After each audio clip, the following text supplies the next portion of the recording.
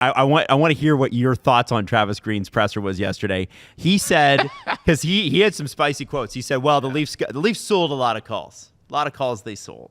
And when there's a way that you say it in the playoffs, John Cooper, if he were to say the same thing, John Cooper would be a lawyer about it. He's a maestro. He'd find a way to compliment the refs. When Travis Green comes out and he says, oh, they sold a lot of calls, you're embarrassing the refs. You're saying the refs were not smart enough to catch the Toronto Maple Leafs. I thought it was very interesting how many people pointed out how much he sounded like Sheldon Keefe. Yep. He did sound like Sheldon Keefe. And, love Sheldon, but he's clearly a great regular season coach, obviously. But man, when the pressure ramps up, like the guy, he's one of those people who he just radiates nerves. Yeah. And he has two modes: vibrating silently and purple. And last night, Travis Green was vibrating silently. Yeah. And I wonder how many games until we see purple. I don't know. I have it up here if you want to play it. Travis sure, Green yeah, post-game. let's play it. Yeah, we can just play it there. Ready to start, or how do you see how your team performed? I thought maybe the first 5 minutes, 10 minutes, we were a little nervous, which is probably to be expected. Got a lot of guys that haven't played in the playoffs. But 5-on-5, I liked our game. I thought that was a surprising comment because I thought they got outplayed a little. And So- I thought the Sens played better at 5-on-5 when the game was kind of getting out of hand. Like they were down by 3 goals and then 2 goals, and it's like, you guys are looking good, but you're chasing the score, and the Leafs know how to handle the situation up 3 goals, up 2 goals. The Leafs' regular season numbers, I think part of the reason they look so poor is they're up a lot. They have the lead a lot. Now, I would love my team to dominate all game, every game.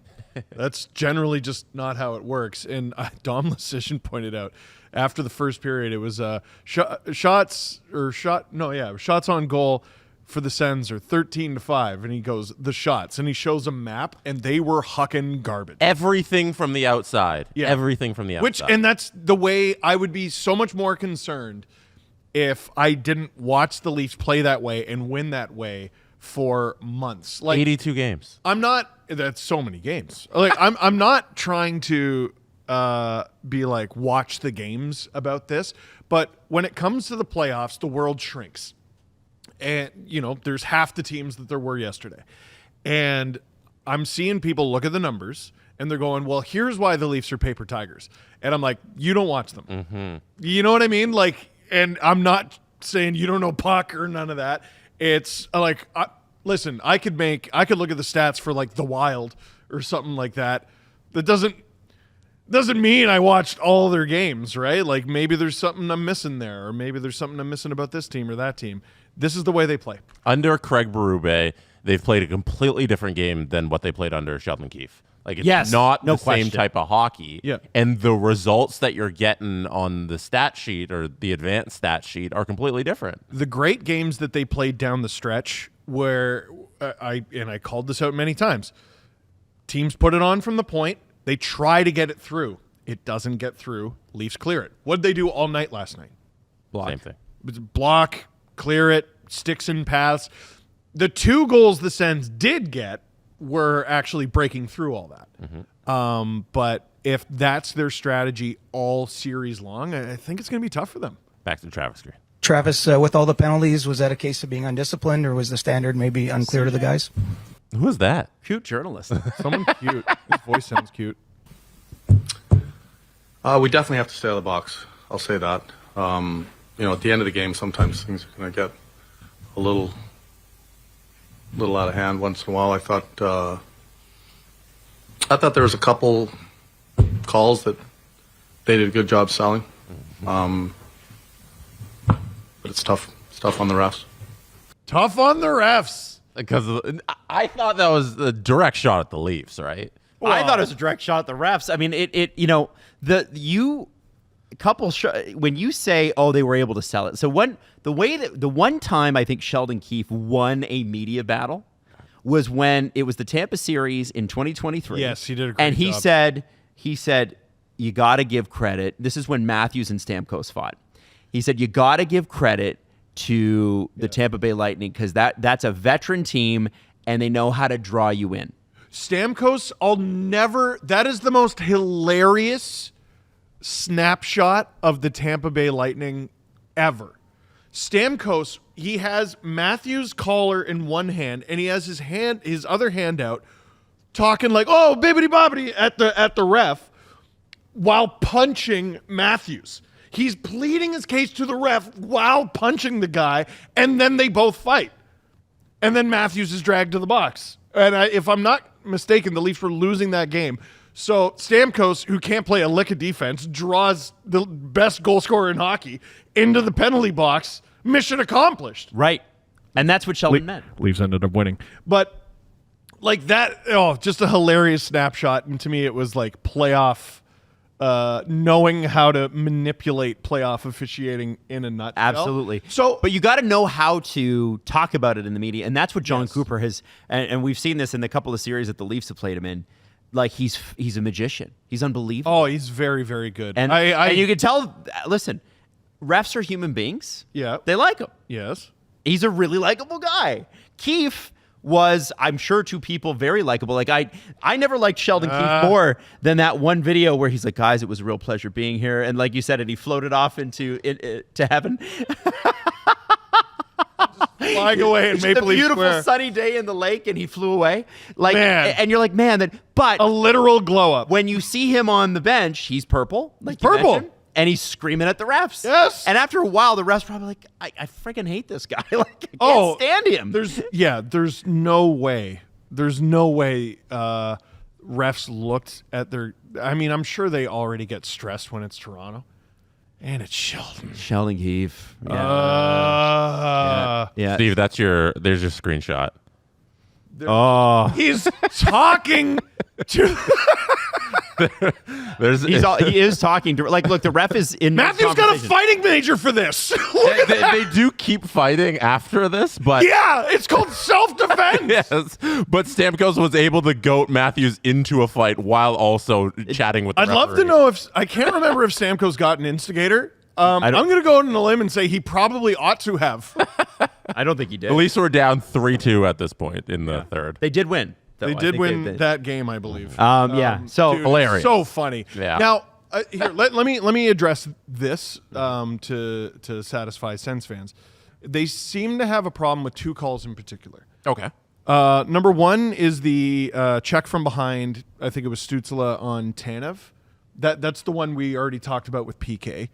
I don't think it was the hardest infraction in the world, but it was an infraction that led to a change in puck possession that could have led to a scoring chance, that could have led to a goal. And I think Leaf fans would have had every right to be mad about that if that had happened. The other one was Gaudette getting Matthews yes. in the Sens corner. Now, they were laying the lumber all night. Oh, actually, no, there is one more, and I'll get to that. They were laying the lumber all night. And sometimes, like, I've heard stories of refs going into a room before a playoff game and just being like, I'm not calling anything unless it's a murder. Or I'm not, like, a ref said that verbatim, I was told. I'm looking out for tripping tonight. Or like watch your sticks. Watch your sticks tonight. None of the, you guys want to get into that after the whistle, whatever. Watch the sticks tonight. The Sens were not paying attention to previous calls in the game. Like, Stützle gets called for what he did to Tanev. All right. Gaudette's not paying attention. It's a similar play. It's a very similar play. I saw someone be like, oh, Matthews is 220 pounds. Yeah, he's also skating fast into the corner and got pushed directly into his pelvis. Like, that's going to make you fall down, man. Like, I don't know what to tell you. The other one that I forgot and Sens fans were calling a dive was, I think it was Batherson, a clear cross-check to the back of Oliver Ekman-Larsson, and Ekman-Larsson covers his head. So that was the one where I was like, he could have been accused of selling, but it was, who was it on Twitter? I screen grabbed it this morning. OG Treleaver. Oh, there's a name. They pointed out, so I don't know who this senator is. Is it Perron? I'm not sure who it is. Anyway, so Ekman-Larsson gets hit to the ice. The Sens have the puck, and they have a player closing in. Now, The cross check on OEL was by Batherson. It was by Batherson. There you go. So the player is closing in. While OEL is down, he doesn't know if that player is about to shoot the puck. So he's covering up in anticipation of a shot. And then when you see him peek up, he's like, oh, shit, because the play had moved down. So I think he was just covering up to not get hit in the face with a puck or get hit in the back of the head with the puck like Jake McCabe had done earlier this season. He missed some games. So I know I'm a Leaf fan. My biases are obvious. I'm very upfront about that. I understand their beef with a couple calls, but I still think they got them all right. Yeah, and I think the important thing you said in that was that the Sens didn't look at how the game was going to be called at all. Like they kept doing the same things. That the Batherson one on OEL, like Batherson comes from around the side of the boards near the goal line, and he cross checks OEL in the back of the head. It's a dumb penalty. The play's not really there. No. You know, he's not affecting the play at all. It's just out of nowhere. I'm going to cross check him, and we saw like a period and a half's worth of hockey where they're calling cross checks. Yes, and he said, Sens, I'm going to do this random cross check in the middle of the ice when they're calling cross checks. Yes. That's immaturity. And the Sens again would have gained a net front advantage out of that. Like what are they supposed to do? Just let it go? What you know what real good playoff teams do? The Bruins used to do this to the Leafs all the time. The net front scrums and neutral zone bullshit. They would wrap you up in neutral zone bullshit all the time. Coincidental minors. But like they'll let you get away with stuff if it's away from the play. I don't think Batherson OEL qualifies as that because even though the puck is nowhere near them, it's about to be. Yeah. Right? The neutral zone is a little different. Like there's one from the 2013 series that doesn't get talked about enough. JVR gets UFC elbowed in the face from the ice. Like he's wrapped up with the guy. They're laying down on the ice. How'd they get there? I'm sure it was clean. And just wham! And the Bruins would clean the Leafs clock every series with that. The Sens were just doing it right in front of the refs every time. The refs are also creatures of habit. And they love establishing a precedent with young guys. What did you think about the Ridley Grigg, John Tavares major that became a minor? So it was a cross check. It hit him in the head. They call the major. Yep. And then as their right to do, they review it. Mm-hmm. And they go, you know what? It's only 2 minutes. And I heard Steve on the show go on the watch along go. That's unacceptable. That's unacceptable. It's in his head. Now with the benefit of sleep and hindsight and not being in the game, do you still think that? Yeah. It's really dumb. I saw someone accusing Tavares of diving. Like for that? Guys. Oh yeah, he popped up real quick. Like when he realized it was a penalty. Like what? What are we doing? Like okay. This is an unfortunate example. Like listen, when Nyes got hit by White Cloud, we whined and complained about I want someone to explain why this isn't a suspension, right? And they did. And it was great. And I was actually kind of like, oh, okay. I understand it. This is an unfortunate situation of we're just going to have to shut up and eat our slop. Mm-hmm. Because I would love an explanation for why that's 2 minutes and nothing. Like 2 minutes and no fine, no suspension, no nothing. What? Like, okay. I saw some Leaf fans comparing this to Riley versus Greg. No, it's not the same. I would love to tell you it's the same. No. Mm-hmm. That was after a goal. Riley flew in at the speed of light. I'll hear the argument that Greg was defending himself from a player who was coming at him. Mm-hmm.